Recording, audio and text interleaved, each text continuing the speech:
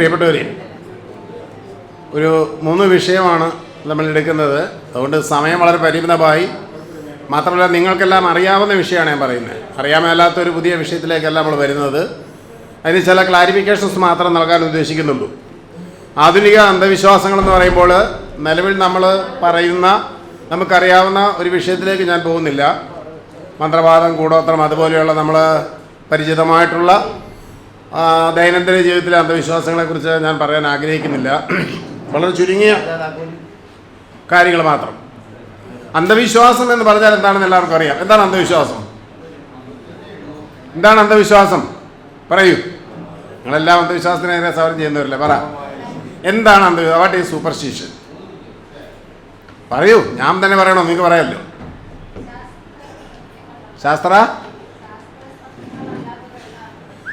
ശാസ്ത്രീയമായിട്ടുള്ള ശാസ്ത്രമില്ലാത്തതെന്നോ ശാസ്ത്രീയമായി തെളിയിക്കാൻ പറ്റാത്തതോ അതോ ശാസ്ത്രമല്ലാത്തതോ? ഇതൊക്കെ 2 വാക്കുകൾക്കകത്ത വ്യത്യാസമുണ്ട്. അതായത് എവിഡൻസ് ഇല്ലാത്ത, അൺസയൻറ്റിഫിക് ആയിട്ടുള്ള, ഇല്ലോജിക്കലായിട്ടുള്ള, നോൺ ഡെമോൺസ്ട്രേറ്റീവ് ആയിട്ടുള്ള എല്ലാം അന്ധവിശ്വാസങ്ങളാണ്. എന്ന് പറഞ്ഞാൽ വിശദീകരിച്ച് കൃത്യമായി പറയാൻ കഴിയാത്ത എല്ലാം അന്ധവിശ്വാസങ്ങളാണ്. ആ അന്ധവിശ്വാസങ്ങൾ മനുഷ്യൻ്റെ ഉൽപ്പത്തിയുടെ കാലം മുതൽ തന്നെ അന്ധവിശ്വാസങ്ങൾ നിരന്തരമായി കടന്നു പോരുന്നുണ്ട്. അതിൻ്റെ ഒരു കൺസെപ്റ്റ് അല്ലെ അതിൻ്റെ ഒരു ഡെവലപ്മെൻറ്റിനെ കുറിച്ച് നമ്മൾ പറയുകയാണെങ്കിൽ ആധുനിക ചിന്തകന്മാർ പലരും അതിനെ 3 രീതിയിലാണ് വ്യാഖ്യാനിക്കുന്നത്. ഒന്ന്, അതിന് നേഴ്സിംഗ് നോളജ് എന്ന് പറയുന്നത് ജ്ഞാന പരിപാലനം. ആ ജ്ഞാന പരിപാലനം അനുസരിച്ചാണെങ്കിൽ നമ്മുടെ ഭൗതികമായി നമുക്കുണ്ടാകുന്ന അസുഖങ്ങൾ അല്ല മാനസികമായി നമുക്കുണ്ടാകുന്ന സമ്മർദ്ദങ്ങൾ അതെല്ലാം തന്നെ വളരെ സ്വാഭാവികമായും നമ്മളെ ചില അന്ധവിശ്വാസങ്ങളിൽ നമ്മൾ നയിക്കാറുണ്ട്. അതിനെയാണ് നേഴ്സിംഗ് നോളജ് എന്ന് പറയുക. Physical illness due to superstition എന്ന് പറഞ്ഞാൽ ചില കാര്യങ്ങൾ. ഇപ്പം നമ്മൾ ഉദാഹരണം പറഞ്ഞാൽ ഏറ്റവും എളുപ്പം നമ്മുടെ നാട്ടിൽ നമ്മൾ പറയുന്നൊരു കാര്യമാണ്, ആ കരിങ്കണ്ണുകൊണ്ട് അവൻ നോക്കിക്കൊണ്ടാണ്, കരുനാക്കുകൊണ്ട് പറഞ്ഞത് കൊണ്ടാണ് അങ്ങനെ സംഭവിച്ചെന്ന രീതിയിൽ നമ്മൾ അറിഞ്ഞും അറിയാതെയും പറയുന്ന ചില കാര്യങ്ങളുണ്ട്. അതുപോലെയുള്ള മന്ത്രവിദ്യയെക്കുറിച്ചൊക്കെ നമ്മൾ പറയുന്ന സങ്കല്പങ്ങളെന്ന് പറയുന്നതെല്ലാം നമ്മുടെ ഈ ജ്ഞാനബോധത്തിൽ നിന്നും അല്ലെങ്കിൽ നമ്മുടെ നഴ്സിംഗ് നോളജിൽ നിന്നും ഉണ്ടാകുന്ന ഒരു അന്ധവിശ്വാസത്തിൻ്റെ പ്രചരണങ്ങളാണ്. മറ്റൊന്ന് സോഷ്യോളജിക്കലാണ്. സാമൂഹ്യശാസ്ത്രപരമായിട്ട് നമ്മുടെ ബൗദ്ധികമായ ജഡത്വം, ഇൻ്റലക്ച്വൽ ഇനർഷ്യ എന്നാണ് ഇംഗ്ലീഷ് പറയുക. എന്ന് പറയുന്നത് ബുദ്ധിപരമായി നമുക്ക് നമ്മുടെ ജീവസത്തായ ഒരു ചിന്താ പദ്ധതി ഇല്ലാതെ വരുന്നതിൻ്റെ ഫലമായി ഒരു ഇമോഷണൽ സ്ട്രെസ്സിൽ നിന്ന് അല്ലെ വൈകാരികമായ സംഘർഷങ്ങളിൽ നിന്നും സോഷ്യൽ പ്രഷർ അല്ലെ സാമൂഹികമായ സമ്മർദ്ദങ്ങളിൽ നിന്നുമൊക്കെ നമ്മൾ ചില കാര്യങ്ങളിലേക്ക് എത്തപ്പെടാറുണ്ട്. അത് നമ്മളെ വ്യക്തിപരമായി മാത്രം ബാധിക്കുന്നതല്ല, സാമൂഹികമായിട്ട് വരുന്ന ലോകമെമ്പാടും ഉണ്ടാകുന്ന ചില ബോധധാരകളാണ്. ഒരു ഉദാഹരണം പറഞ്ഞാൽ, വെള്ളിയാഴ്ച കൊള്ളുകയില്ലാത്ത ദിവസമാണ്. ലോകത്തിലെല്ലായിടത്തും ചിന്തിക്കുന്നൊരു കാര്യമാണ്. അതായത് നമ്പർ 13 എന്ന് പറയുന്നത് അശുഭകരമായൊരു നമ്പറാണ്. ഇത് ലോകത്തിലെമ്പാട് വിശ്വസിക്കുന്ന ഒരു കാര്യം. അത് ലോകത്തിലെ ഒരുപക്ഷെ എല്ലാത്തരം ആളുകൾക്കും ഉണ്ടാകുന്ന വളരെ ബുദ്ധിപരമല്ലാത്ത എന്ന് വെച്ചാൽ ബാലിശമായ ചില തോന്നലുകളായിരിക്കാം. അത് നമ്മുടെ സംസ്കാരങ്ങളിലൂടെ കാലാകാലങ്ങളെല്ലാം പെനിട്രേറ്റ് ചെയ്ത് അല്ലെങ്കിൽ സംപ്രേഷണം ചെയ്യപ്പെട്ട് വന്നിട്ടുള്ള ഒന്നിനെയാണ് നമ്മൾ ഈ സോഷ്യോളജിക്കൽ ആയിട്ടുള്ള അന്ധവിശ്വാസങ്ങൾ എന്ന് പറയുന്നത്. സോഷ്യോളജി. മറ്റൊന്ന് സൈക്കോളജിക്കലാണ്. സൈക്കോളജിക്കൽ അന്ധവിശ്വാസം എന്ന് പറയുന്നത് വളരെ ബോധമായിട്ട് നമ്മൾ പറയുന്നത്, എപ്പോഴും നമ്മൾ യുക്തിവാദികളാണെങ്കിൽ പോലും പറയുന്നൊരു കാര്യമുണ്ട്, ഭാഗ്യം. അതൊരു ഭാഗ്യമാണ്, അങ്ങനെ ചെയ്യാൻ പറ്റിയ ഭാഗ്യമാണ്, അല്ലാതെ ഒരു വിധിയാണ് എന്നൊക്കെ നമ്മൾ പറയുന്നത് വളരെ ബോധപൂർവമായിട്ടും. അതായത് നമുക്ക് തന്നെ നമ്മുടെ ഇന്നർ സെൽഫിനോട് അല്ലെങ്കിൽ നമ്മുടെ ജീവിതത്തിൻ്റെ സ്വാധീനങ്ങൾ കൊണ്ട് അല്ലെ ജീവിതത്തിലെ അനുഭവങ്ങളിൽ നിന്നും നമ്മൾ സ്വയം ഉരുത്തിരിച്ചെടുക്കുന്ന ചില ബോധങ്ങളെയാണ് സൈക്കോളജിക്കലായിട്ടുള്ള സൂപ്പർസ്റ്റിഷൻ എന്ന് പറയുന്നത്. അതുകൊണ്ടാണ് നമ്മുടെ വായിൽ നിന്ന് പോലും അറിയാതെ ഇത്തരം അതൊരു വിധി അല്ലെ അതൊരു ഭാഗ്യമാണ്, അതൊരു സുകൃതമാണ് എന്നൊക്കെ നമ്മൾ പറഞ്ഞു പോകുന്നത്. അപ്പോൾ ഇതൊരു മാനസിക ഭാവത്തിൽ നിന്ന് വരുന്നതാണ്. അല്ലെങ്കിൽ അത് തന്നെയല്ല, ഇപ്പം മരണം, അതായത് രോഗം, പരാജയങ്ങൾ, ഭയം, അരിശം തുടങ്ങിയിട്ടുള്ള നമ്മുടെ വികാരങ്ങളിൽ നിന്നൊക്കെ വളരെ സ്വാഭാവികമായി നമുക്കുണ്ടാകുന്ന ഒരു കാര്യമാണിത്. ഇതൊക്കെ പലപ്പോഴും പരിണാമാത്മകമായിട്ടുള്ള അല്ലെ പരിണാമശാസ്ത്രവുമായി ബന്ധപ്പെടുത്തിക്കൊണ്ട് നമുക്ക് വിശദീകരിക്കാൻ കഴിയുന്ന കാര്യങ്ങളാണ് പറയുന്നത്. ഇതാണ് ഇതിൻ്റെ അന്ധവിശ്വാസങ്ങൾ നമ്മൾ വളരെ ലളിതമായിട്ടൊന്ന് പരിശോധിക്കുകയാണ് നമുക്ക് കിട്ടാവുന്ന ഒരു കാര്യം. ഇനി ആധുനിക അന്ധവിശ്വാസങ്ങൾ എന്ന് പറയുന്നത് ഞാൻ 2-3 എണ്ണത്തെക്കുറിച്ച് മാത്രമേ പറയുന്നുള്ളൂ. എനിക്ക് തോന്നുന്നു ഏറ്റവും കൂടുതൽ നമ്മൾ ഇന്ന് അന്ധവിശ്വാസമുള്ള ഒരു മേഖല ചികിത്സയുമായി ബന്ധപ്പെട്ട് വൈദ്യശാസ്ത്രവുമായി ബന്ധപ്പെട്ടുണ്ടാകുന്ന അന്ധവിശ്വാസങ്ങളാണ്. ഇപ്പോൾ ഹോമിയോയെ, ആയുർവേദം, യുനാനി, റെയ്ക്കി, അക്യുപഞ്ചർ, നാച്ചുറോപ്പതി തുടങ്ങിയിട്ടുള്ള ധാരാളം ചികിത്സാ പദ്ധതികൾ. ഈ ചികിത്സാ പദ്ധതിയിൽ ഏതെങ്കിലും തെളിയിക്കപ്പെട്ടതല്ല. പക്ഷേ അതിനൊക്കെ പലപ്പോഴും ഒരു പ്ലാസിബോ ഇഫക്റ്റ് പലതിനും ഉണ്ടാവാറുണ്ട്. ഈ പ്ലാസിബോ ഇഫക്റ്റ് വെച്ചിട്ട് അത് ശാസ്ത്രമാണ് എന്ന രീതിയിൽ നമ്മൾ പലപ്പോഴും പറയാറുണ്ട്. ചിലപ്പോൾ ചിലതിന് ചെറിയ രോഗങ്ങൾക്ക് ചിലപ്പോൾ ഇത് പരിഹാരം ഉണ്ടാക്കിയെന്ന് വരും.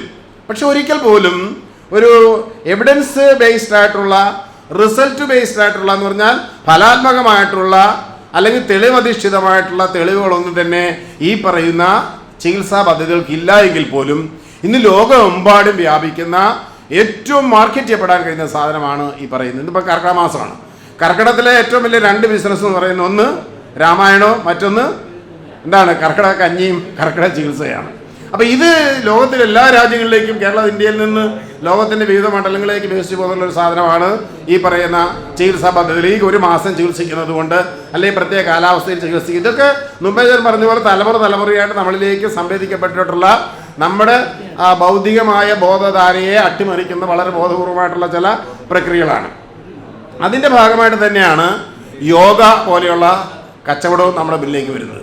ഞാൻ യോഗയെക്കുറിച്ച് തൽക്കാലം പറഞ്ഞില്ല, യോഗയെക്കുറിച്ച് അടുത്ത വിഷയത്തിനകത്ത് പറയാം. പക്ഷേ ഇന്ന് ലോകത്തിൽ ശാസ്ത്രജ്ഞന്മാരെന്ന് പറയുന്നവരും വിപ്ലവകാരികളെന്ന് പറയുന്നവരും എല്ലാം തന്നെ യോഗയുടെ വക്താക്കളായിട്ട് മാറിയിരിക്കുന്നു. യോഗ എന്തോ വലിയൊരു സർവ്വരോഗ സംഹാരിയാണ്, ഇത് ആർക്കും ഏത് രോഗത്തിനും പറ്റിയ ഒരു മരുന്നാണ് എന്ന രീതിയിൽ യോഗയെ വ്യാപകമായിട്ട് കച്ചവടം ചെയ്യുന്നത്. യഥാർത്ഥത്തിൽ തന്നെ ഏറ്റവും വലിയ അന്ധവിശ്വാസം എന്ന് പറയുന്നത് എനിക്കൊന്ന് യോഗയുമായി ബന്ധപ്പെട്ടുകൊണ്ട്, ഈ ചികിത്സയുമായി ബന്ധപ്പെട്ടുകൊണ്ട്, അത് ലോകത്തിലെമ്പാടുള്ള കച്ചവട മാഫിയകളുടെ, മരുന്ന് മാഫിയകളുടെ താല്പര്യമായി ബന്ധപ്പെടുത്തിക്കൊണ്ടാകുന്ന ഒരുപക്ഷെ ഈ അന്ധവിശ്വാസങ്ങൾക്ക് ഇത്രയേറെ പ്രചാരം ലഭിക്കുന്നത്. ഇപ്പം ബാബ ആംബേദ്കറുടെയൊക്കെ കച്ചവടത്തിൻ്റെ കണക്ക് കേട്ടപ്പോൾ നമ്മൾ ഞെട്ടിപ്പോയി. കാരണം എത്ര കോടികളാണ് ഒരു വർഷം കൊണ്ടല്ല 2 വർഷം കൊണ്ട് അവരുണ്ടാക്കിയിരിക്കുന്നത് എന്നുള്ളത് മനസ്സിലാക്കുമ്പോൾ അത് മനസ്സിലാവും.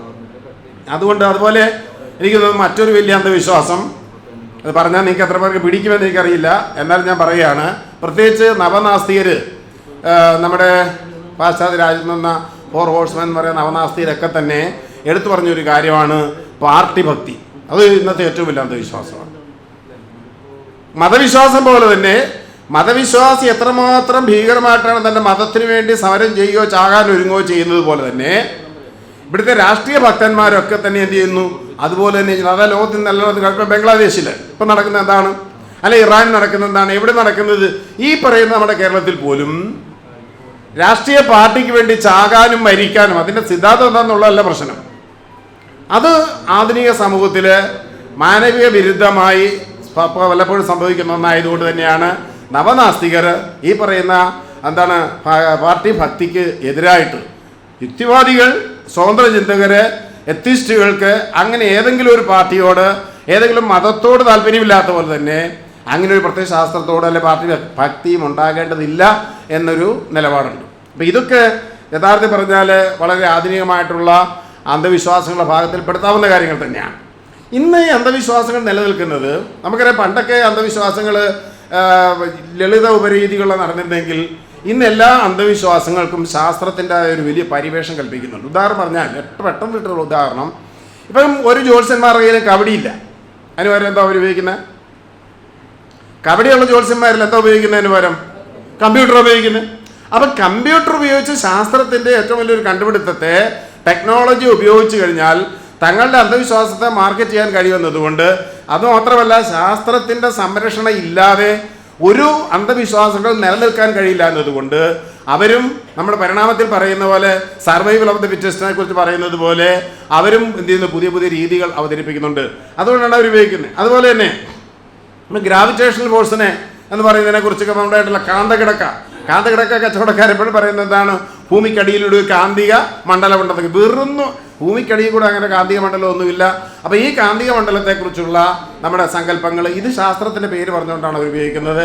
അതുപോലെയാണ് നമ്മൾ എപ്പോഴും കേൾക്കുന്നൊരു ഭാഗമാണ് positive energy, negative energy, vital force, scientific spirituality, ഇങ്ങനെ കുറേയേറെ പദാവലികൾ.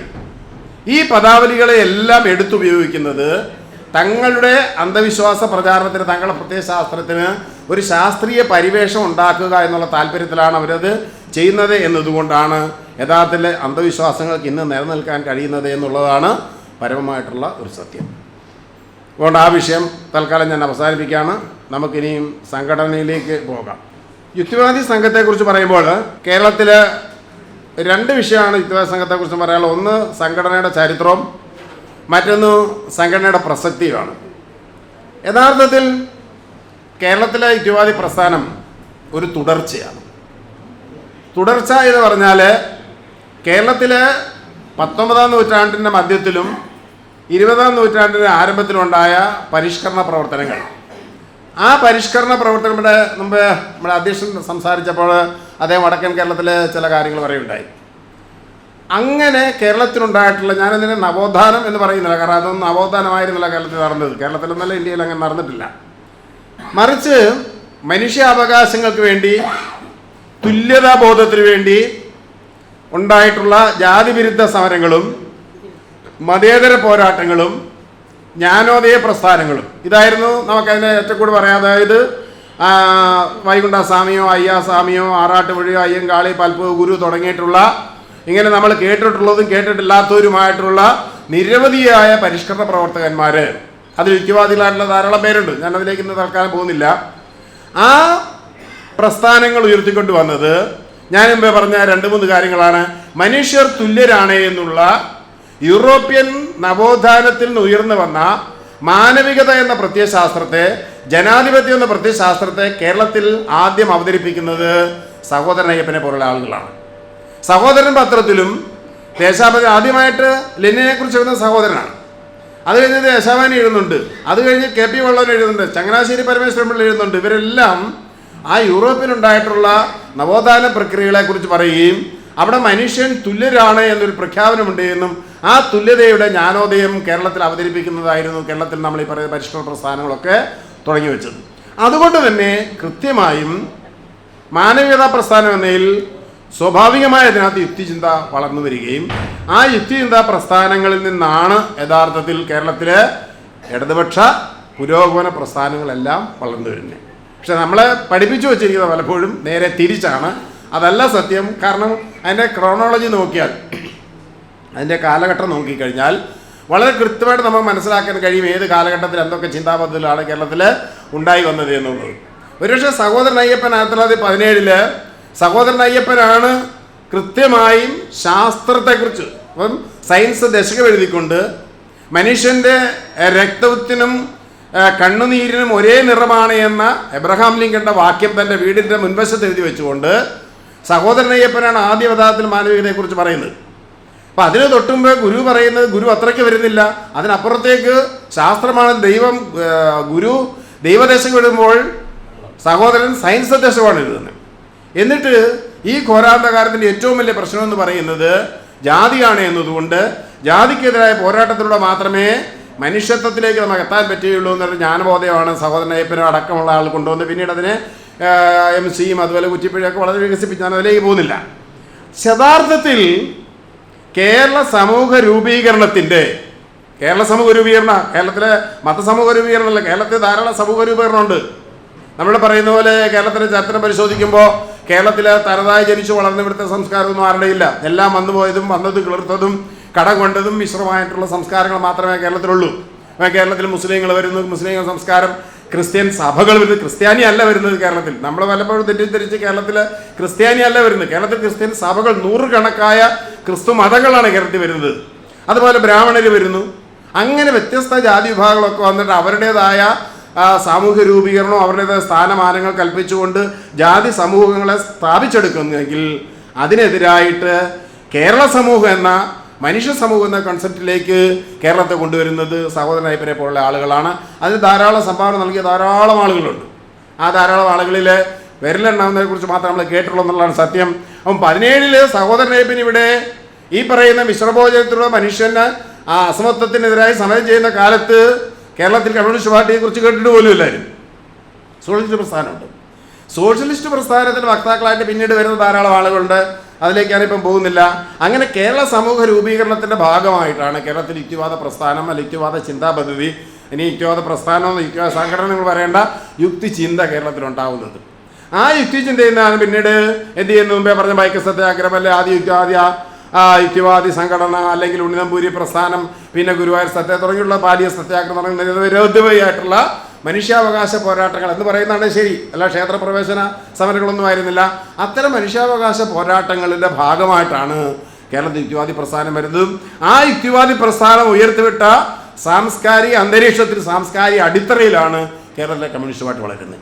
അതാണ് ക്രോണോളജിക്കലായിട്ട് പരിശോധിക്കുമ്പോൾ വളരെ കൃത്യമായി നമുക്ക് എടുത്തു പറയാൻ കഴിയുന്ന ഒരു കാര്യം. പക്ഷേ ഇത്ര ഒരു ചരിത്രം നമ്മൾ സൃഷ്ടിച്ചിട്ടില്ല എന്നതുകൊണ്ടും മറ്റു പലരും എഴുതിയ തെറ്റായിട്ടുള്ള സ്യൂഡോ ഹിസ്റ്ററിയാണ് ശരിയെന്ന് നമ്മളെ പഠിപ്പിക്കുന്നത് കൊണ്ടുമാണ് നമുക്ക് അതുകൊണ്ടാണ് ഇപ്പോഴും ഓരോരുത്തർക്ക് എന്താണ് ഫേസ്ബുക്ക് പോസ്റ്റ് ഇടുന്നത്, ഞങ്ങൾ വന്നതിന് ശേഷമാണ് ഇവിടെ തുണി കൊടുക്കാൻ തുടങ്ങിയത്.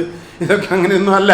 ബ്രിട്ടീഷുകാർ വന്നാൽ പിന്നെയാണ് ഇവിടെ അക്ഷരം പഠിക്കാൻ തുടങ്ങിയത്. തുണയാണ് അതൊക്കെ. അതിനൊക്കെ മുമ്പേ ഇവിടെ അക്ഷരം പഠിക്കാനും സമരം ചെയ്യാനും തുണി കൊടുക്കാനും 1907 തന്നെ കേരളത്തിലെ പുലിയ സ്ത്രീകൾ തുണി ധരിക്കാൻ തുടങ്ങിയിരുന്നു. 32 അമ്പൂരി പെണ്ണുങ്ങൾ തുണി കൊടുക്കാൻ തുടങ്ങി. അതൊന്നും ഇവിടെ കമ്മ്യൂണിസ്റ്റ് പാർട്ടി പോലും ഇല്ല.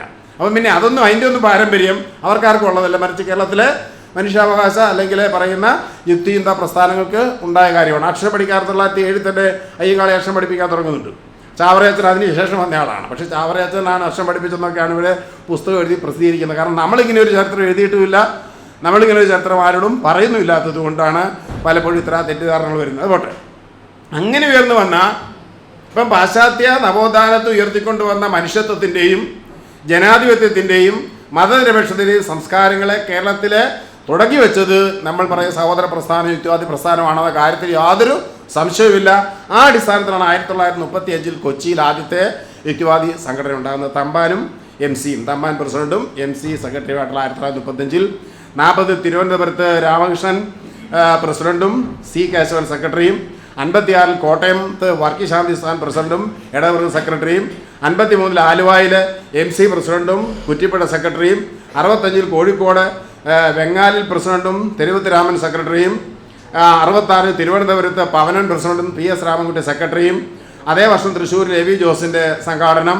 അങ്ങനെ 1967 തൃശ്ശൂരിൽ KYS രൂപം കൊള്ളുന്നത്. 1967 ഡിസംബർ 25 തീയതി. പക്ഷെ ഇതിനിടയിൽ തന്നെ കേരളത്തിലെ VK പവിത്രൻ്റെയും ഒക്കെ നേതൃത്വത്തിൽ മിശ്രവിഭാഗ പ്രസ്ഥാനം കേരളത്തിലുണ്ടായി. 1946 മിശ്രവിഭാഗ സംഘം രൂപീകരിക്കപ്പെടുന്നു. ആ മിശ്രവിഭാഗ സംഘത്തിലൂടെയാണ് അതിൻ്റെ പിന്നീട് നടത്തുള്ള ഒട്ടേറെ സമരങ്ങൾ 68 സാമൂഹ്യ വിപ്ലവ സാംസ്കാരിക ജാഥയിലൊക്കെ അടക്കമാണ്.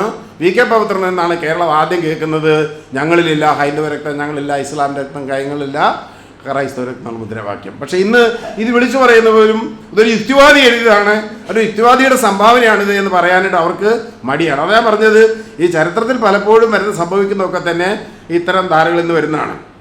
പിന്നെ 69 76 ഗോകൂരിൻ്റെ പര്യടനം, 77 ഗുരുവായൂർ സത്യാഗ്രഹം, നമ്മുടെ ഗുരുവായൂർ സത്യാഗ്രഹം പഴയതല്ല. പിന്നെ നിരന്തരമായി കേരള യുക്തിവാദി സംഘത്തിൻ്റെ നേതൃത്വത്തിലുണ്ടായിട്ടുള്ള സമരങ്ങൾ, 79 ജാതിവിരുദ്ധ ജാഥ കലാ നേതൃത്വത്തിൽ, 80 മുതൽ 83 വരെ മകരജ്യോതി അനാവരണം, 81 ജാൽപ്പാണ സിദ്ധനെതിരായിട്ടുള്ള നമ്മുടെ സമരം, 89 കൊടുങ്ങല്ലൂർ തെറിപ്പാട്ടിനെതിരായിട്ടുള്ള സമരം, പിന്നെ 92 മുമ്പേ പറഞ്ഞ പോലെ യാഗവിരുദ്ധ പരിപാടി. കേരളത്തിൽ എറണാകുളം, കോഴിക്കോട് വിവിധ മേഖലകളിൽ യാഗത്തിനെതിരെ യജ്ഞ പദ്ധതികൾക്കെതിരായിട്ടുള്ള സമരങ്ങൾ, 86 ആവിഷ്കാര സ്വാതന്ത്ര്യത്തിന് വേണ്ടിയുള്ള സമരം ചെയ്ത് നമ്മുടെ സഖാക്കൾ വല്ലതും ജയിലിൽ പോയിട്ടുണ്ട്.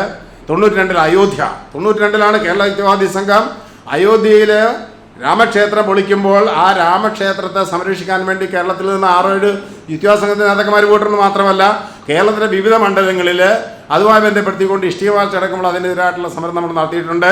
അതേ വർഷം തന്നെ സംവരണ മണ്ഡൽ കമ്മീഷൻ റിപ്പോർട്ട് ബന്ധപ്പെടുത്തിക്കൊണ്ട് മണ്ഡൽ കമ്മീഷൻ റിപ്പോർട്ടിൻ്റെ പ്രശ്നങ്ങളിൽ സംവരണത്തിന് അനുകൂലമായിട്ടുള്ള നിലപാടെടുത്തുകൊണ്ട് നമ്മൾ നടത്തിയിട്ടുള്ള സമരങ്ങൾ, 95 മുതൽ നമ്മൾ എടുക്കുന്ന സിവിൽ കോഡ് സമരങ്ങൾ, 2004 മാറാട് കലാപം നടക്കുമ്പോൾ അവിടെ നടത്തിയ സ്നേഹ സന്ദേശ യാത്ര, 2005 പാർലമെൻറ്റ് മാർച്ച്, മതമുക്ത രാഷ്ട്രീയം. നിങ്ങൾ ഓർക്കണം, ഇതൊക്കെ എത്രയോ വർഷങ്ങൾക്ക് മുമ്പ് നമ്മൾ ഇന്നാണ് ഇന്ത്യയിലെ പല രാഷ്ട്രീയ പാർട്ടികൾ ഇതേക്കുറിച്ച് സംസാരിക്കുമ്പോൾ 2005 നമ്മൾ പാർലമെൻറ്റ് മാർച്ച് നടത്തിയതാണ്. സെപ്പറേറ്റ് റിലീജിയൻ ഇരിക്കുന്നുണ്ടോ പങ്കെടുത്തവരൊക്കെ ഇവിടെ ഇരിപ്പോഴും. അപ്പോൾ എത്രയോ വർഷങ്ങൾക്ക് മുമ്പാണ് നമ്മൾ അത്തരം ഒരു മുദ്രാവാക്യം ഉയർത്തിക്കൊണ്ട്. മാത്രമല്ല മാറാട് കമ്മീഷന് മുന്നിൽ, തോമസ് ജോസഫ് കമ്മീഷന് മുന്നിൽ കേരള യുക്തിവാദ സംഘത്തെ പ്രതികരിച്ച് കലാപനം അടക്കമുള്ളവർ പോവുകയും അവിടെ കൊടുത്ത മൊഴിയും നിർദ്ദേശങ്ങളും മാറാട് കമ്മീഷണർ റിപ്പോർട്ടിൽ വളരെ കൃത്യമായി അടയാളപ്പെടുത്തിയപ്പെട്ട റിപ്പോർട്ട് നമ്മുടെ കയ്യിലുണ്ട്. അതും പറഞ്ഞത് തന്നെ മതത്തെ രാഷ്ട്രീയത്തിൽ നിന്ന് മോചിപ്പിക്കണമെന്നായിരുന്നു പറഞ്ഞപ്പോൾ അതിന് ഇന്ന കാര്യങ്ങൾ ചെയ്യണമെന്ന് അക്കമിട്ട് തോമസ് ജോസഫ് കമ്മീഷൻ പറഞ്ഞ അതിനൊക്കെ നിമിത്തമായത് കേരള യുക്തിവാദി സംഘമാണ്. പിന്നെ 2008 അത് കഴിഞ്ഞ് 2005 തന്നെ ഹജ്ജ് സബ്സിഡിക്കെതിരായുള്ള സമരമേ, പിന്നെ 2008 മതമില്ലാത്ത ജീവന്, പിന്നെ 2010 മതവിരുദ്ധ റാലി. കേരളത്തിൻ്റെ ചരിത്രത്തിലാദ്യമായി മതം നശിക്കട്ടെ എന്ന് പറഞ്ഞുകൊണ്ട് പരസ്യമായ രംഗത്തിറങ്ങി ജോസഫ് സാറിനെ കൈവെട്ടിയ സമയത്ത് കേരളത്തിൽ ഒരൊറ്റ രാഷ്ട്രീയ പാർട്ടിയും ഒരക്ഷരം വേണ്ടാത്ത സമയത്ത് തൊടുപുഴയിലും മൂവാറ്റുപുഴയിലും ആയിരങ്ങളെ പങ്കെടുപ്പിച്ചുകൊണ്ട് നടത്തിയ അത്യുജ്വലമായ മതവിരുദ്ധ റാലി ഇന്നും ജോസഫ് സാർ നന്ദിയോടെ പറയുന്ന ഒരു കാര്യമാണ്. യുക്തിവാദികൾ മാത്രമാണ് അതിനെ പിന്തുണച്ചതെന്ന് പറയുന്നത്. അപ്പോൾ അത്തരം സമരങ്ങൾ, പിന്നെ ധാരാളം ജാഥകളും പരിപാടികളും, അതിലെല്ലാം ഞാൻ പറയുന്നില്ല, എല്ലാം എൻ്റെ സമയമില്ലാത്തതുകൊണ്ട് പറയുന്നില്ല. ഒപ്പം നമ്മുടെ സംസ്ഥാന ജില്ലാ സമ്മേളനങ്ങളിൽ നമ്മൾ ഉയർത്തിയിട്ടുള്ള മുദ്രാവാക്യങ്ങൾ, ഓരോ സമ്മേളനങ്ങളും യഥാർത്ഥത്തിൽ നമ്മുടെ ഒരു സമരവേദികളാണ്. ഓരോ സമ്മേളനങ്ങളിൽ നമ്മൾ പുതിയ പുതിയ മുദ്രാവാക്യങ്ങൾ ഉയർത്തിക്കൊണ്ട് മതങ്ങൾ മണ്ണിയെടുത്ത് മനുഷ്യരതായിട്ട് തുടങ്ങിയ കാര്യങ്ങൾ ഉന്നയിച്ചുകൊണ്ട് നമ്മൾ നടത്തിയിട്ടുള്ള ജില്ലാ തലത്തിലും സംസ്ഥാന തലത്തിലും നടത്തിയുള്ള ക്യാമ്പയിനുകളെല്ലാം തന്നെ യുക്തിവാദി സംഘം എത്ര കാലം മുൻപേ സഞ്ചരിച്ചിരുന്നും ഇന്ന് ഇന്ത്യ നേരിടുന്ന പല ദുരിതങ്ങൾക്കും അന്നേ ഏതാണ്ട് 10-30 വർഷം മുമ്പ് യുക്തിവാദി പ്രസ്ഥാനം ഇതിന് മരുന്ന് അല്ലെങ്കിൽ മറുപടി പറഞ്ഞിരുന്നു എന്നുള്ളത് നമ്മൾ ആലോചിക്കേണ്ട ഒരു കാര്യമാണ്. അതുപോലെയാണ് യുക്തിരേഖ എന്ന മാസം 1983 നമ്മൾ ആരംഭിക്കുന്നു, പുസ്തക പ്രസാധനം ആരംഭിക്കുന്നു, 95 യുക്തിരേഖ കലണ്ടർ തുടങ്ങുന്നു. അത് തുടങ്ങി നമ്മൾ ആലോചിക്കേണ്ട ഒരു കാര്യം, ഇന്ന് കേരളത്തിൽ വലിയ വിപുലമായൊരു യുക്തിവാദ സാഹിത്യം തന്നെയുണ്ട്. പക്ഷെ ഒരു കാര്യം നമ്മൾ മനസ്സിലാക്കേണ്ടത്, കേരളത്തിലെ ഒരു പൊതുപ്രസ്ഥാനമോ കേരളത്തിലെ ഒരു രാഷ്ട്രീയ പാർട്ടിയോ കേരളത്തിലെ ഒരു മാധ്യമമോ യുക്തിവാദം പ്രചരിപ്പിക്കാൻ വേണ്ടി ഒരു സെക്കൻഡ് പോലും അവർ ചെലവഴിച്ചിട്ടില്ല, ഒരു വരി പോലും ചെലവഴിച്ചിട്ടില്ല. കേരളത്തിൽ ഇന്ന് ഏറ്റവും വ്യാപകമായിട്ടുള്ള ഒരു യുക്തിവാദ സാഹിത്യമുണ്ട്. ആയിരക്കണക്കിന് പുസ്തകങ്ങൾ, നമ്മൾ മാസിക ഒന്നേ ഉള്ളെങ്കിലും ആയിരക്കണക്കിന് പുസ്തകങ്ങൾ, പ്രഭാഷണങ്ങൾ. ഇന്ന് സോഷ്യൽ മീഡിയ നോക്കിയാൽ അറിയാം, എനിക്ക് തോന്നുന്ന ഒരു 60-70% പേര് യുക്തിവാദികൾ ആ രീതിയിലുള്ള പോസ്റ്റുകളാണ് വരുന്നത്. അപ്പോൾ അത്തരം ഒരു ചിന്തയിലേക്ക് നമ്മുടെ സമൂഹത്തെ റാഷണലൈസ് ചെയ്യുന്ന കാര്യത്തിൽ ഒരു പരിധിവരെ നമ്മൾ വിജയിച്ചിട്ടുള്ള കാര്യം സംശയമില്ല. വിജയിച്ചു എന്ന് പറയുന്നെങ്കിൽ അത് നമ്മുടെ കഴിവുകൊണ്ട് മാത്രം നമ്മൾ വിജയിച്ചു, അല്ലാതെ വേറെ ആരും നമ്മളെ സപ്പോർട്ട്. ഇവിടുത്തെ ഒരു രാഷ്ട്രീയ പാർട്ടി യുക്തിവാദ സംഘത്തെ സഹായിച്ചിട്ടില്ല, സപ്പോർട്ട് ചെയ്യത്തില്ല. മറിച്ച് യുക്തിവാദ സംഘത്തിനെതിരായിട്ടുള്ള ഒട്ടേറെ പ്രവർത്തനങ്ങൾ നടത്തുകയും ചെയ്യും. യുക്തിവാദം കൊണ്ടില്ല കാര്യമില്ലെന്നൊക്കെ അവർ ഏത് വേദിയിലേക്ക് അറിയാലും നമ്മുടെ വേദിയിൽ എത്രയോ ആളുകൾ വന്ന് പറഞ്ഞിട്ടുണ്ടത്. അപ്പം ഞാൻ പറഞ്ഞു വന്നത്, അങ്ങനെ ഒരു ചരിത്രപരമായിട്ടുള്ള പ്രാധാന്യം യുക്തിവാദി സംഘത്തിനുണ്ട്. പക്ഷേ നമുക്ക് പറ്റിയൊരു കുഴപ്പം എന്താ വെച്ചാൽ, നമ്മൾക്ക് ഇതൊന്നും ഡോക്യുമെൻ്റ് ചെയ്യാൻ പറ്റിയിട്ടില്ല.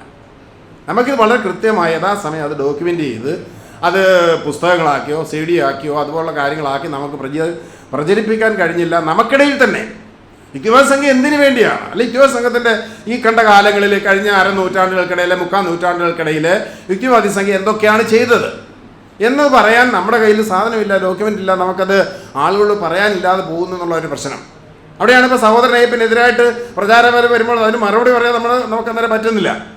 ഇപ്പം നമുക്കറിയാം, ഇപ്പം VK പൗത്രൻ്റെ ജന്മശതാബ്ദിയാണ്, അതുപോലെ തന്നെ നമ്മുടെ പവന സാറിൻ്റെ ജന്മശതാബ്ദിയാണ്. ഇത് യുക്തിവാദി മാസികയുടെ ജന്മശതാബ്ദിയാണ് അടുത്ത വർഷം, അല്ലേ? 2 വർഷം കൂടെ കഴിഞ്ഞാൽ 29 തുടങ്ങുന്നത്.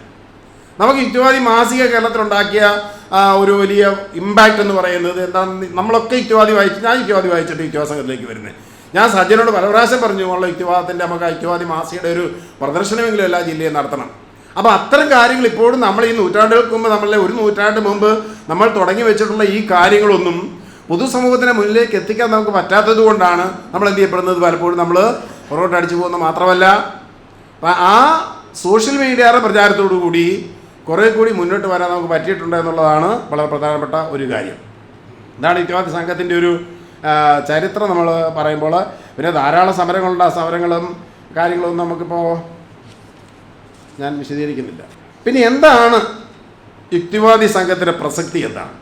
2 കാര്യം കൂടെ. ഒന്ന്, ഞാൻ പറഞ്ഞത് യുക്തിവാദി സംഘം, ഇത്രയും കേട്ടാൽ നിങ്ങൾക്ക് മനസ്സിലാവും, യുക്തിവാദി സംഘം ഒരു തുടർച്ചയാണ്. ഏതിൻ്റെ തുടർച്ച? കേരളത്തിലെ പരിഷ്കരണ പ്രസ്ഥാനങ്ങളുടെ തുടർച്ചയായിട്ടുണ്ടായ, ഞാൻ മുമ്പേ പറഞ്ഞ ഈ പറയുന്ന ആളുകളൊക്കെ തന്നെ. ഇപ്പം നിങ്ങൾ നാരായണ ഗുരു തൊട്ട് അയ്യങ്കാളി തൊട്ട് അല്ലെങ്കിൽ വൈകുണ്ഠസ്വാമി തൊട്ട് തപസ്യ ഓമലൻ, നിങ്ങൾ കേൾക്കാത്ത ഒരാളുടെ പേരാണ്, അല്ലെങ്കിൽ KP വള്ളോൻ, കൊച്ചിയിലുണ്ടാകുന്ന വലിയൊരു യുക്തിവാദി. KP വള്ളോനെ കുറിച്ച് ഒരുപക്ഷെ കേട്ടിട്ടുണ്ടാവില്ല. ചങ്ങനാശ്ശേരി പരമേശ്വരൻ പിള്ള, നിങ്ങൾക്കറിയാമോ? ഏറ്റവും കൂടുതൽ കേരളത്തിൽ യുക്തിവാദത്തിന് വേണ്ടി പ്രവർത്തിച്ചിട്ടുള്ള ഒരാളായിരുന്നു ചങ്ങനാശ്ശേരി പരമേശ്വരൻ പിള്ള. അദ്ദേഹത്തിനാണ് പ്രസിദ്ധമായത് പന്നി പന്നിക്കും പട്ടിക്കും നടക്കുന്ന വഴിയെ കൂടി മനുഷ്യൻ നടന്നാൽ എന്താണെന്നൊക്കെ ചോദിച്ച് വൈക്കം സത്യാഗ്രഹത്തിന്, സത്യത്തിൽ വൈക്കം സത്യാഗ്രഹത്തിൻ്റെ കേസ് കൂടെ നടത്തിയ മനുഷ്യനാണ്. പക്ഷേ ഇങ്ങനെയൊന്നും കുറിച്ച് നമുക്ക് ആർക്കും അറിയില്ല, കേട്ടിട്ടില്ല. ആ കേസുകൾ നടത്തുകയും ക്ഷേത്രപ്രവേശന കമ്മിറ്റിക്ക് വേണ്ടി കോടതിയിൽ പോയി വാദിക്കുകയൊക്കെ ചെയ്താൽ ചങ്ങനാശ്ശേരി പിന്നീട് അദ്ദേഹം ജഡ്ജിയായിട്ട്, കൊല്ലത്തെ ജഡ്ജിയായിട്ടൊക്കെ മാറി. ആ KP വള്ളവൻ എന്ന് പറയുന്ന ആൾ. ഇങ്ങനെ ഒത്തിരി ആളുകൾ നമ്മൾ അറിയാത്തതുമായിട്ടുള്ള ധാരാളം യുക്തിവാദികളും സാമൂഹിക പരിഷ്കർത്താക്കളും കേരളത്തിലുണ്ട്. അപ്പോൾ ഈ സാമൂഹിക പരിഷ്കർത്താക്കൾ, ഇപ്പം നമുക്കറിയാം, നമ്മുടെ മാസികയ്ക്കകത്ത് MGS എഴുതുന്ന ഒരു പങ്ക്തി ഉണ്ടായിരുന്നു, യുക്തിവാദ നായകർ.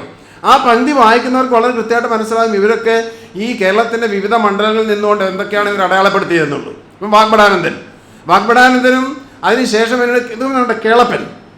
ഈ കേളപ്പനെ കുറിച്ച് നമ്മൾ വെറും കേളപ്പനെ കോൺഗ്രസ്സുകാരായിട്ട് നമ്മൾ തള്ളി. കേളപ്പൻ കോൺഗ്രസ്സുകാരൻ മാത്രമായിരുന്നില്ല, ശരിക്കും അദ്ദേഹം ഒരു യുക്തിവാദി കൂടിയായിരുന്നു. കാരണം ഈ വടക്കൻ കേരളത്തിൽ ഏറ്റവും കൂടുതൽ ജാതിക്കെതിരായി പോരാടുകയും പ്രത്യേകിച്ച് എന്നാൽ പുലിയൻ അയ്യപ്പൻ എന്ന് അയ്യപ്പൻ കേൾക്കുമ്പോൾ തന്നെ പുലിയൻ കേളപ്പൻ എന്ന് കേട്ടിട്ടുള്ള ആളാണ് അദ്ദേഹം. കാരണം അങ്ങനെ വടക്കൻ കേരളത്തിൽ ജാതിക്കെതിരായിട്ടുള്ള വളരെ കൃത്യമായ നിലപാടെടുത്ത് വന്ന ആളാണ് അദ്ദേഹം. ഇവരെല്ലാം 916 യുക്തിവാദിയാണോ എന്ന് പറയുന്നില്ല. പക്ഷേ ആ കാലഘട്ടങ്ങളിലൊക്കെ വടക്കൻ കേരളത്തിൽ തെക്കൻ കേരളത്തിൽ ഒരുപോലെ. ഇപ്പോൾ വൈകുണ്ഠസ്വാമി ഒരു ദൈവത്തെക്കുറിച്ചും പറഞ്ഞില്ല. പക്ഷേ വൈകുണ്ഠസ്വാമിയുടെ ചരിത്ര പ്രസക്തി എന്താണ് എന്നും അദ്ദേഹം ഉണ്ടാക്കിയിട്ടുണ്ട്. അദ്ദേഹം നിഴൽ ടാങ്കുകളാണ് ഉണ്ടാക്കിയത്, വെള്ളം കുടിക്കാനും ഇരിക്കാൻ. അദ്ദേഹത്തിന് അമ്പലം നിങ്ങൾ പോയിട്ടുണ്ടോ? ഞാനിവിടെ പോയിട്ടുണ്ട്. അവിടെ ഈ വിഗ്രഹങ്ങളൊന്നുമില്ല. പക്ഷേ ഇപ്പോൾ അവിടെ അന്ധവിശ്വാസത്തിൻ്റെ ഒരു കേന്ദ്രമായിട്ട് മാറിയിരിക്കുന്ന, മറിച്ച് അവിടെ നേരത്തെ മിശ്രഭോജനം വരുന്നവർക്കെല്ലാം ഭക്ഷണം കൊടുക്കുന്ന ഒരു രീതിയൊക്കെ അവിടെ ഉണ്ടായിരുന്നു. ഞാൻ പറഞ്ഞത് കേരളത്തിൽ അങ്ങനെ 19-ാം നൂറ്റാണ്ടിന് പൂർവാർദ്ധത്തിലും 20-ാം നൂറ്റാണ്ടിൻ്റെ ആദിമഘട്ടങ്ങളിലും എല്ലാം തന്നെ കേരളത്തിലുണ്ടായിട്ടുള്ള ഈ പറയുന്ന പ്രവർത്തനങ്ങളുടെ എല്ലാം കാര്യങ്ങളെ നമ്മൾ പരിശോധിക്കുമ്പോൾ അവിടെയൊന്നും മതത്തിൻ്റെ പ്രശ്നമൊന്നും ഉണ്ടായിരുന്നില്ല. അവരെല്ലാം മതേതരമാവുകയും ജാതി വിരുദ്ധരാവുകയും ചെയ്തവരാണ്. അതാണ് ശ്രദ്ധിക്കേണ്ട ഒരു കാര്യം. ജാതി നശിക്കണമെന്ന് തന്നെയാണ് പറയുന്നത്. അല്ല ജാതിക്കോട് യാതൊരു കമ്പമില്ല. അയ്യങ്കാളി എന്താ പറഞ്ഞത്? ഇങ്ങോട്ട് നോക്കാത്ത ദൈവത്തെ അങ്ങോട്ട് തുടണ്ടാവുകയെന്നാണ് അയ്യങ്കാളി പറഞ്ഞത്. കല്ലായ ദൈവത്തിന് എന്തെങ്കിലും കാശു ഇങ്ങനെയൊക്കെ അന്നത്തെ പറയാമെന്ന് പറഞ്ഞാൽ എന്താ സംഭവിക്കുന്ന ആലോചിച്ച് നോക്കുക. ഇന്ന് പോലും നമ്മുടെ ഒരു മന്ത്രി പറയുമോ അങ്ങനെ? ഇന്ന് ഒരു നമ്മുടെ MLA, ഒരു പഞ്ചായത്ത് മെമ്പർ പറയുക? അത് പറയല. പക്ഷെ അന്ന് അയ്യങ്കാളി പറഞ്ഞു, അയ്യാസ്വാമി പറഞ്ഞു, വൈകുണ്ഠസ്വാമി എന്താണ് ഇത് സ്വാധീനാളിലെ അനന്തപുരിയിലെ നീചൻ, നിന്റെ ലോകം ഒടുങ്ങിപ്പോകുന്ന പറഞ്ഞ്. കാരണം രാജഭരണം പോയിട്ട് ജനാധിപത്യം വരുമെന്ന് പറഞ്ഞ ആളാണ് അങ്ങേരെ. അതിൻ്റെ പേരിൽ അങ്ങേരെ പിടിച്ച് ജയിലിലിട്ടു. ജയിലിൽ നിന്ന് അങ്ങേരെ കൊല്ലാനൊരുങ്ങി. പക്ഷെ അദ്ദേഹത്തെ രക്ഷിച്ചത് തൈക്കാട് അയ്യാസ്വാമിയാണ്. അപ്പം ഇങ്ങനെ കുറേ വലിയൊരു ചരിത്രമുണ്ട് കേരളത്തിൽ. അവരൊക്കെ ഉയർത്തിക്കൊണ്ടുവന്നത് മതനിരപേക്ഷമായിട്ടുള്ള ജാതിവിരുദ്ധമായ മാനവികതാ ബോധമാണ്. ഈ ബോധത്തിൻ്റെ ഒരു തുടർച്ചയായിട്ടാണ് കേരളത്തിൽ എന്ത് ചെയ്യുന്നത്? ഈ പറയുന്ന യുക്തിവാദ പ്രസ്ഥാനം, യുക്തിചിന്ത കടന്നു വരുന്നത്. പക്ഷേ ഈ യുക്തിവാദ പ്രസ്ഥാനത്തെ ശരിക്കും തമസ്കരിക്കുക എന്നുള്ളതായിരുന്നു പലപ്പോഴും നമ്മുടെ ഇവിടുത്തെ രാഷ്ട്രീയ പ്രസ്ഥാനങ്ങൾ പലതും ചെയ്തതെന്ന് മാത്രമല്ല, ഇപ്പോൾ സോഷ്യലിസ്റ്റ് പാർട്ടി എന്ന് പറയുന്നൊരു പ്രസ്ഥാനം ഉയർത്തിക്കൊണ്ട് വന്നത് ഇതിൻ്റെ ഒരു തുടർച്ചയായിരുന്നു സോഷ്യലിസ്റ്റ് പാർട്ടി. ആ സോഷ്യലിസ്റ്റ് പാർട്ടിയുടെ ഒരു തുടർച്ചയായിട്ടാണ് പിന്നീട് കമ്മ്യൂണിസ്റ്റ് പാർട്ടി വരുന്നത്. അല്ലാതെ നേരിട്ട് കമ്മ്യൂണിസ്റ്റ് പാർട്ടി കേരളത്തിൽ അവതരിക്കുന്നതാരും ചെയ്യുന്നത് ഒന്നും വേണ്ട. VT പടത്തിൽപ്പാട്ട് നോക്കിക്കോളൂ. 30കൾ വരെ കേരളത്തിൽ നടന്ന സമരങ്ങൾ, ഇപ്പം നിങ്ങൾക്കറിയാം, പാലിയ സത്യാഗ്രഹത്തിൽ 48 സ്വാതന്ത്ര്യം കിട്ടിക്കഴിഞ്ഞാൽ പാലിയത്ത് സത്യാഗ്രഹം നടക്കുന്നത് 2 പേരുടെ രക്തസാക്ഷികളായ സമരം. ആ സമരത്തിൽ കൊടുങ്ങല്ലൂർ കോവിലത്തെ തമ്പുരാട്ടിമാർ 2 പേര് സമരരംഗത്ത് വന്നു, പ്രവേശനം കൊടുക്കണം. ഒരു പുലിയ സ്ത്രീയാണ് ആദ്യമായിട്ട് കൊടുങ്ങല്ലൂർ പാലിയ അമ്പലത്തിൽ പാലിയത്ത് അച്ഛൻ്റെ കോട്ടത്തിൽ കയറിയിട്ട് ജാതി നശിക്കട്ടെ എന്ന് പ്രഖ്യാപനം. 48-ലെ കാര്യം പറയുന്നത്, 48-ൽ. അപ്പോൾ അതിന് മുമ്പ് തന്നെ 30കളിൽ വടക്കൻ കേരളത്തിൽ നമ്പൂരി പ്രസ്ഥാനം, ഉണ്ണിനമ്പൂരി പ്രസ്ഥാനം വരികയും മറക്കുട തല്ലി പൊളിച്ചുകൊണ്ട് നമ്പൂരി പെണ്ണുകൾ പുറത്തിറങ്ങുകയും ചെയ്തു. VT പടത്തിൽപ്പാടിൻ്റെ നേതൃത്വത്തിലാണ് ആദ്യമായി കേരളത്തിൽ ഒരു വിധവാ വിവാഹം നടക്കുന്നത്, ഒരു ജാതി വിരുദ്ധ വിവാഹം നടക്കുന്നത്. അപ്പോൾ അവരൊന്നും കമ്മ്യൂണിസ്റ്റ് ആയിരുന്നില്ല. അപ്പോൾ ഈ സവർണ്ണ വിഭാഗങ്ങൾക്കിടയിൽ പോലും വിധവാ വിവാഹം പോലെയുള്ള അന്ധവിശ്വാസ വിരുദ്ധമായിട്ടുള്ള നടപടികൾ വരികയും തുണി കൊടുക്കാൻ നമ്പൂതിരി പെണ്ണുങ്ങൾ നടത്തിയ പോരാട്ടങ്ങളും ഒക്കെ ഭയങ്കരമായ സമരങ്ങളാണ്. നമുക്കിതൊന്നൊരു പ്രശ്നമായിട്ട് തോന്നുന്നു, ഇന്ന് നമുക്കത് അത്ഭുതം തോന്നുന്നില്ല. പക്ഷേ അന്ന് നമ്പൂതിരി പെണ്ണുങ്ങൾ ജീവിച്ചിരുന്നത് ഒരൊറ്റ കുറിയോണ്ട് മാത്രം നെഞ്ചത്തുടുത്തുകൊണ്ടാണ് നൂറ്റാണ്ടുകളായിട്ട് നമ്പൂതിരി പെണ്ണുങ്ങൾ കേരളത്തിൽ ജീവിച്ചത്. പക്ഷെ നമ്മുടെ സിനിമാക്കാരെല്ലാം അതിനെന്ത് ചെയ്തു? വർണ്ണിച്ച് വരിങ്ങനെ ചേലയെ കൊടുത്ത് പിന്നെ സ്വർണ്ണാഭരണങ്ങളുടെ മുഴുവൻ ധരിച്ചതൊക്കെയാണ്. 30കൾ വരെ കേരളത്തിൽ ഒരു നമ്പൂരി പെണ്ണും ഒരു മുണ്ടെടുത്തിട്ടില്ല. അത് ചരിത്രം, ഇത് ചുമ്മാ പറയും. ഇതൊക്കെ ലളിതാംബി അന്തർജനത്തിൻ്റെ ആത്മകഥ മാത്രങ്ങൾ വായിച്ചാൽ മതി ഇത് മനസ്സിലാക്കാൻ.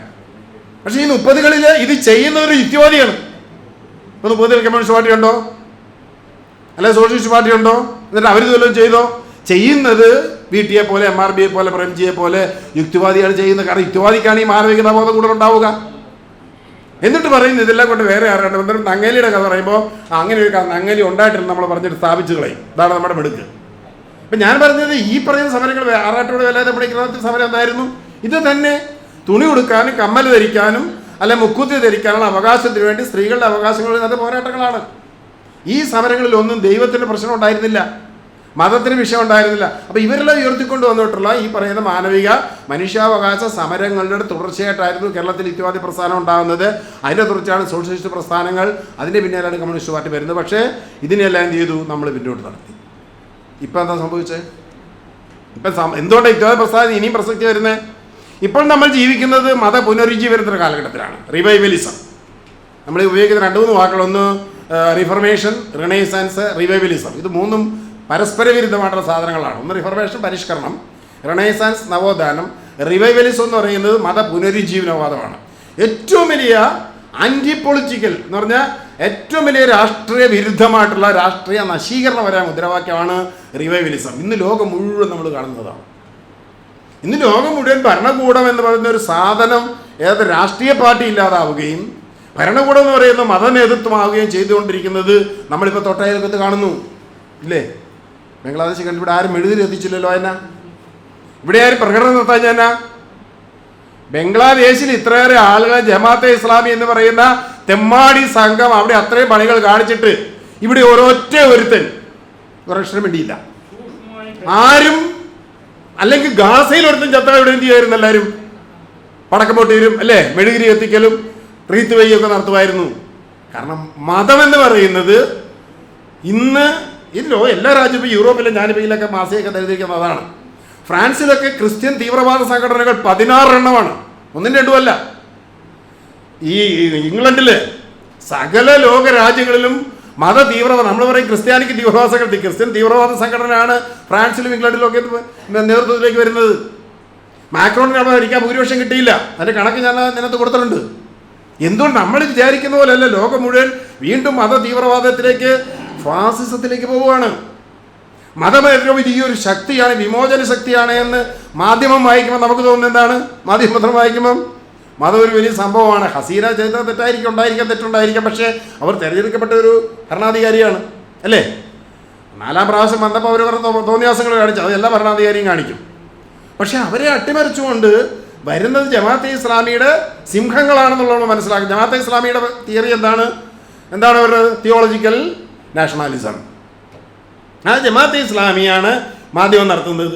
ആ മാധ്യമത്തിൽ പോയിരുന്നുകൊണ്ടാണ് നമ്മൾ എന്ത് ചെയ്യുന്നത്? അടുപ്പുകൂട്ടി ചർച്ച നടത്തിക്കൊണ്ട് വലിയ വിപ്ലവ സംഭവമാണ് നമ്മുടെ ഇടതുപക്ഷ വലതുപക്ഷ നേതാക്കന്മാരെല്ലാം ഒരേ സമയം വിളിച്ചു പറയുന്നത്. ദാറ്റ് മീൻസ് നമ്മൾ മതഭീകരവാദത്തിൻ്റെ, മത പുനരുജ്ജീവനവാദത്തിൻ്റെ ഏറ്റവും വലിയ ഇരകളായി മാറിക്കൊണ്ടിരിക്കുന്നു. പറഞ്ഞാൽ 67-ലെ 59-ലെ വിമോചന സമരം ഇന്ന് ലോകം മുഴുവൻ വ്യാപിച്ചിരിക്കുന്നതാണ് മനസ്സിലാക്കേണ്ടത്. 59-ലാണ് കേരളം അത് കണ്ടാണല്ലോ, അല്ലേ? ചാത്തൻ പോയി ഒഴിവട്ടെ, അല്ലേ? ചാക്കോനാട് ഭരിക്കട്ടെ, തമ്പ്രാരെന്ന് വിളിപ്പിക്കും, പാളെ കഞ്ഞി കുടിപ്പിക്കും. അന്ന് നമ്മളതിനെ എതിർത്തു. 67 വന്നപ്പോൾ ഈ കക്ഷികളുടെ കൂടെ നമ്മൾ ചേർന്നു. ആരുടെ കൂടെ? ഈ പറഞ്ഞ തീവ്രവാദികൾ നമ്മൾ കൂടിയിട്ട് ഇന്നിപ്പം അവർക്ക് നമ്മൾ പൊന്നുമക്കൾ ആര്? ഈ തീവ്രവാദികളല്ല, നമ്മുടെ തോട്ടത്തിൽ ജനാധിപത്യവാദികളാണ് നമുക്ക്. അപ്പം മതതീവ്രവാദം പുതിയ രൂപത്തിൽ മതപരിഷ്കരണവാദമായി നമ്മുടെ മുന്നിൽ അവതരിപ്പിക്കുമ്പോൾ ആ ഫാസിസ്റ്റ് സംസ്കാരത്തിനെതിരെ ആർക്കാണ് സമരം ചെയ്യാൻ കഴിയുക? ആർക്കാ പറ്റുന്നത്? ഏത് പാർട്ടിയെ പറ്റും? ഏത് പാർട്ടിയെ കിട്ടും? നമുക്ക് കൂടെ കേരളത്തിൽ ഏതെങ്കിലും ഒരു വിദ്യാർത്ഥി സംഘടന കിട്ടുമോ? വിദ്യാർത്ഥി സംഘടന മുദ്രാവാക്യം എന്താ? കേരളത്തിലെ പലതിൻ്റെയും മുദ്രാവാക്യങ്ങൾ കൈയും വെട്ടും കാലും വെട്ടും, വേണ്ടി വന്നാൽ തലയും വെട്ടും. ഇതാണ് അവരുടെ മുദ്രാവാക്യം. ഇതാ അവരെ പഠിപ്പിക്കുന്നത്. ആ ഒരു കേരളത്തിൽ നമുക്ക് ഏതെങ്കിലും ഒരു യുവജന സംഘടന കിട്ടുമോ? ഈ മതഫാസിസത്തിനെതിരെ പോരാടാം. മതത്തിനെതിരെ വേണ്ട, മതഫാസിസത്തിനെ പോരാ വരുമോ? ഇല്ല. BJPക്കെതിരെ RSനെതിരെ പോരാടാൻ പറ്റുമോ? കാരണം ഈ മതസംഘടനകളെല്ലാം നമ്മൾ ശ്രദ്ധിക്കേണ്ട ഏറ്റവും പ്രധാനപ്പെട്ട ഒരു കാര്യമാണ്. അത് യുക്തിവാദി പ്രസ്ഥാനത്തിന് മാത്രം ചെയ്യാൻ പറ്റുള്ളൂ എന്നുകൊണ്ട് ഞാൻ പറയുകയാണ്. ഈ മതസംഘടനകൾ പ്രസ്ഥാനങ്ങളെല്ലാം കേവലം മതസംഘടനകളായിട്ടല്ല നമ്മുടെ മുന്നിൽ വരുന്നത്. അവരെല്ലാം സാംസ്കാരിക പ്രസ്ഥാനങ്ങളായിട്ടാണ് നമ്മുടെ മുന്നിൽ വരുന്നത്. കഴിഞ്ഞ ദിവസം നമ്മുടെ ഒരു വലിയ മേയർ, ഇടതുപക്ഷ മേയർ പറഞ്ഞു, ബാലഗോകുലം BJP ആണെന്ന് എനിക്കറിയാൻ മേലായിരുന്നു. BJPക്ക് എത്ര സംഘടന ഉണ്ട് നിങ്ങൾക്കറിയാം? 100-100-ലേറെ സംഘടന ഉണ്ട് BJPക്ക്. അത് ന്യൂനപക്ഷ മുസ്ലിം ലീഗ് തൊട്ട് ഇങ്ങ് പട്ടികജാതി പട്ടികവർഗ മോർച്ച വരെയുള്ള 100-ലേറെ സംഘടനകളുടെ അതിലേറെ മാധ്യമങ്ങളുമായിട്ടാണ് ഈ BJP അല്ലെങ്കിൽ RSS എന്ന് പറയുന്ന പ്രസ്ഥാനം കേരളത്തിൽ പ്രവർത്തിക്കുന്നത്. അവരുടെ പ്രസംഗങ്ങൾ കേട്ടത്, അവരുടെ നേതാക്കന്മാരുടെ പ്രസംഗങ്ങളിലെല്ലാം എത്ര തേൻമൊഴിയായിട്ടാണ് കൾച്ചറൽ നാഷണാലിസം എന്നൊക്കെ അവർ പറയും. ഇത് കേട്ടാൽ നമ്മളൊക്കെ വലിയ സംഭവ സാധനം തോന്നും. എന്താണ് ഇത്? ആരുടെ? ഗോൾവർക്കറുടെ സാധനമാണ്. ഇത് ഗോൾവർക്കറുടെ, ഡോക്ടർ മുഞ്ചയുടെ സാധനമാണ് ഈ കൾച്ചറൽ നാഷണാലിസം, സാംസ്കാരിക ദേശീയത എന്നൊക്കെ പറഞ്ഞ് ഇതുപോലെ പുതിയ വാക്കുകളൊക്കെ അടിച്ചു വിട്ടിട്ട് ഇതിൻ്റെ ഇതാണ് നമ്മളെല്ലാം പറയുന്നതെന്ന് പറഞ്ഞുകൊണ്ട് നമ്മളെ എന്ത് ചെയ്യുന്നത് വളരെ മനോഹരമായിട്ട് ആളുകളെ എന്ത് ചെയ്യുന്നു? സോപ്പിടുന്നു. ഇതിലേക്ക് ആളുകൾ വീണു പോവുകയാണ്. ഇവിടെയാണ് ഞാൻ വീണ്ടും പറയുന്നത്. ഞാൻ വിശദീകരിക്കണമെങ്കിൽ ഒരു അരമണിക്കൂറിൽ വേണ്ടേ പറയില്ല. ഇവിടെയാണ് നമ്മുടെ യോഗ വരുന്നത്. യോഗയിൽ എല്ലാവരും ആരൊക്കെ വീണുപോയി? മുഴുവൻ പേര് വീണു. ശാസ്ത്രവാദികളും ചുരുങ്ങിയ യുക്തിവാദികളും കമ്മ്യൂണിസ്റ്റുകാർ മുഴുവൻ വീണു. ഇതിനകത്ത് യോഗയ്ക്കകത്ത് വീണില്ലേ? ഞാൻ പറഞ്ഞത് ശരിയാണെങ്കിൽ സമ്മതിച്ചാൽ മതി. യോഗയ്ക്ക് എന്തോ ഒരു സാധനമുണ്ട്, അതിനകത്തൊരു മരുന്നുണ്ട്, അത് നമുക്കിത് ഗുണകരമാണ് എന്ന് നമ്മൾ ചിന്തിക്കാൻ തുടങ്ങിയില്ലേ? എവിടുന്നാണ് ചിന്തിപ്പിച്ചേ? മറ്റേ RR ഡബിൾ ശ്രീ വന്ന് ശ്വാസക്കച്ചവടം നടത്തിയപ്പോൾ നമ്മുടെ പറയുക ആരൊക്കെ പോയവരാരൊക്കെയാണെന്നറിയാമോ? ഡബിൾ ശ്രീ എവിടെയൊക്കെയാണ് ക്ലാസ് നടത്തി നിങ്ങൾക്ക് അറിയാമോ? എല്ലാ ഇടതുപക്ഷ പാർട്ടികളുടെ വീട്ടിൽ പോയി അവരുടെ ആഫീസിൽ പോയി അയാൾ ക്ലാസ് നടത്തി. മനസ്സിലായി പറഞ്ഞേ? അപ്പോൾ ഒരു ശ്വാസം പിടിക്കുന്നതിനാണ് കുഴപ്പം. എന്നാൽ ഈ ഓക്കന്മാരാരെങ്കിലും ഈ മൂക്കിക്കട പിടിച്ചാലും ഈ മൂക്കിക്കട പിടിച്ചാലും ഒറ്റ ശ്വാസകോശത്തിലേക്ക് വരുന്നെന്നുള്ള സാമാന്യബോധമുള്ളവൻ പോകും. ഇതിന് രണ്ട് ശ്വാസകോശം ഉണ്ടോ? നമുക്ക് ഇല്ലല്ലോ. ഈ മൂക്കിക്കട പിടിച്ചാലും ഈ മൂക്കിക്കട പിടിച്ചാലും ഒരു ശ്വാസകോശത്തിലേക്കാണ് ഈ ശ്വാസം വരുന്നതെന്ന് മനസ്സിലാക്കാനുള്ള കോമൺ സെൻസ് ഉള്ള ഏതെങ്കിലും ഏപ്യൻ ഇവന്റെ പുറകെ പോകുമോ? ഇവന്റെ ജീവനകളുടെ പുറകെ പോകുമോ?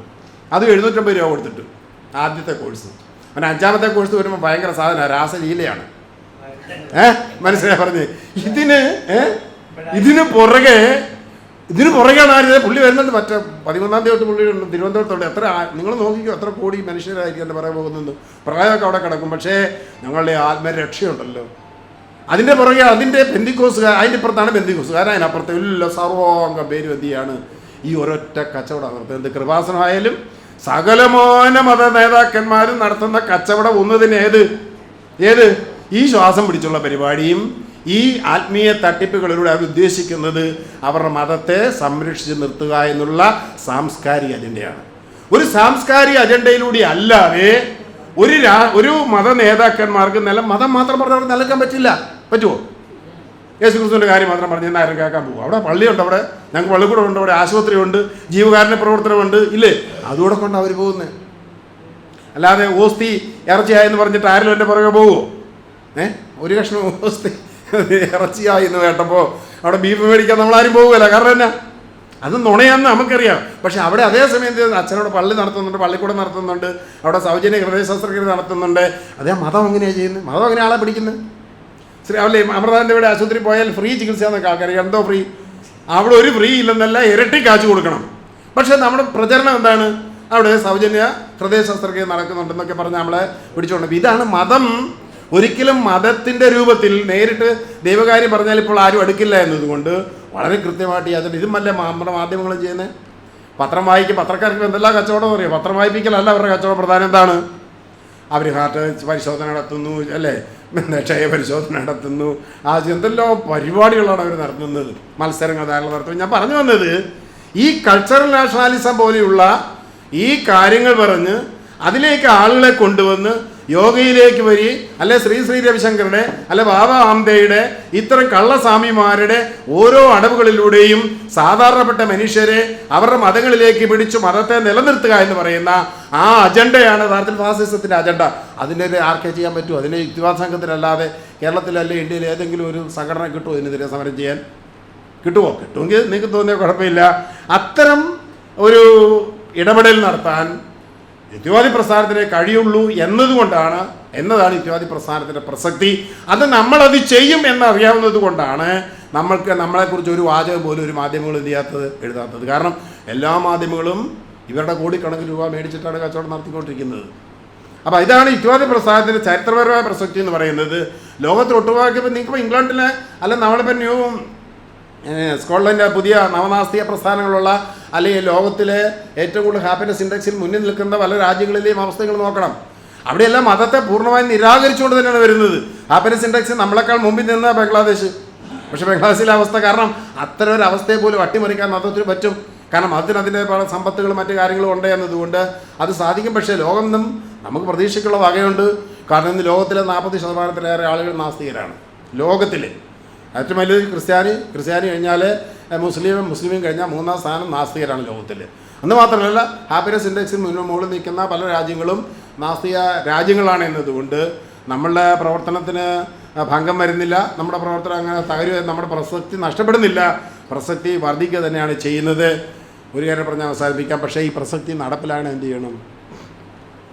നമ്മൾ പ്രസംഗിച്ചാൽ മതിയോ? പോരാ എന്ന അഭിപ്രായക്കാരനാണ് ഞാൻ. പ്രസംഗത്തെക്കാൾ പ്രധാനമാണ് നമ്മുടെ പ്രയോഗം. പ്രയോഗം എന്താണ്? ഞാൻ അത് പറഞ്ഞാണ് ചില ആൾക്ക് ഇഷ്ടപ്പെടാതെ പോയത്. ഇടതുപക്ഷം എന്ന് പറയുന്നത് ഒരു പാർട്ടിയല്ല. ഇടതുപക്ഷം എന്ന് പറയുന്നത് ഒരു ചിന്താ പദ്ധതിയാണ്, അതൊരു ജീവിത രീതിയാണ്. ആ ജീവിത രീതി ഉള്ളവരെ മാത്രമേ ഇടതുപക്ഷം എന്ന് പറയാൻ പറ്റത്തുള്ളൂ. യുക്തിവാദം എന്ന് പറയുന്നതും ഒരാശയം മാത്രമല്ല, അതൊരു ജീവിത രീതിയാണ്. ആ ജീവിത രീതി നമ്മൾ പ്രയോഗിക്കാൻ തയ്യാറുണ്ടെങ്കിൽ മാത്രം നമ്മൾ യുക്തിവാദി എന്ന് പറഞ്ഞാൽ മതി. അല്ല, യുക്തിവാദ സംഘത്തിൽ മെമ്പർഷിപ്പ് ഉള്ളതുകൊണ്ട് ആരും യുക്തിവാദിയാവുന്നത് എനിക്ക് വിശ്വാസമില്ല കേട്ടോ. നിങ്ങളൊക്കെ ധരിച്ചാലും അല്ലേ ഇടതുപക്ഷം 50 രൂപ മെമ്പർഷിപ്പ് ആർക്കും എടുക്കാം. പക്ഷെ മെമ്പർഷിപ്പ് എടുത്തുകൊണ്ട് ആരും യുക്തിവാദി ആകുമെന്നോ മെമ്പർഷിപ്പ് എടുത്തുകൊണ്ട് ആരും കമ്മ്യൂണിസ്റ്റ് ആകുമെന്നോ ഒന്നും ധരിച്ചു വെച്ചിട്ട് കാര്യമില്ല. നമ്മുടെ മുൻ നേതാക്കന്മാർ എല്ലാം കാണിച്ചത് എങ്ങനെയാണ്. ഇപ്പോൾ സഹോദരൻ അയ്യപ്പൻ എങ്ങനെയാണ് ചെയ്തത് എന്നും പ്രവർത്തിച്ചത് എന്നും സഹോദരൻ അയ്യപ്പൻ എന്താ നീറുകടി കൊണ്ടുവന്നും തല്ലുകൊണ്ടുവന്നും ഏറുകൊണ്ടുവന്നും ഒക്കെ ഉള്ളത് പരിശോധിക്കണമെങ്കിൽ അദ്ദേഹം യുക്തിവാദം ജീവിതത്തിൽ പ്രയോഗിക്കാൻ ശ്രമിച്ചതുകൊണ്ടാണ്. അദ്ദേഹം പുലേരെ ഒന്നിച്ചിരുന്ന് ഭക്ഷണം കഴിച്ചതുകൊണ്ടാണ്. ചെറിയൊരു കാര്യമാണ്, പക്ഷേ അന്നത്തെ മഹാസംഭവമാണത്. ഇന്ന് ചെറിയ കാര്യമല്ല, പക്ഷേ ഇന്നത് തിരിച്ചു വന്നുകൊണ്ടിരിക്കുന്നു. അപ്പം ഞാൻ പറഞ്ഞു വന്നത്, ഇടതുപക്ഷമായാലും യുക്തിവാദമായാലും അത് പറയാനും പ്രസംഗിക്കാനുള്ള സാധനമല്ല, അത് ജീവിതത്തിൽ എവിടെ നിങ്ങൾ പ്രയോഗിക്കുന്നു എന്നതിൻ്റെ അനുസരിച്ചിരിക്കും നമുക്ക് അതിൻ്റെ പ്രസക്തി. നമ്മുടെ ഒരു ചെറിയ തിരികളൊക്കെ നമുക്ക് വലിയ ഇരുട്ട് നിറഞ്ഞ മുറിയിൽ ഒരു ചെറിയ തിരി വെച്ച് കത്തിച്ച് വെച്ചാലും അതവിടെ പ്രകാശമാക്കുന്ന കാര്യത്തിൽ സംശയമൊന്നും വേണ്ട. അതിന് യുക്തിവാദത്തിൻ്റെ കൂമ്പടഞ്ഞു പോയിട്ടൊന്നുമില്ല. യുക്തിവാദി പ്രസ്ഥാനം എടുത്തിക്കൊണ്ടിരുന്ന മതനിരപേക്ഷതയുടെ മതവിരുദ്ധയുടെ ജാതിവിരുദ്ധയുടെ പ്രസക്തി ഇപ്പോഴും ഉണ്ടെന്നും ഫാസിസത്തിനെതിരായിട്ടുള്ള ഒരു യഥാർത്ഥ സമരമുന്നണി ഉണ്ടാക്കാൻ യഥാർത്ഥത്തിൽ നമുക്ക് മാത്രമേ കഴിയുള്ളൂ എന്ന് മാത്രമാണ് എനിക്ക് പറയാനുള്ളത്.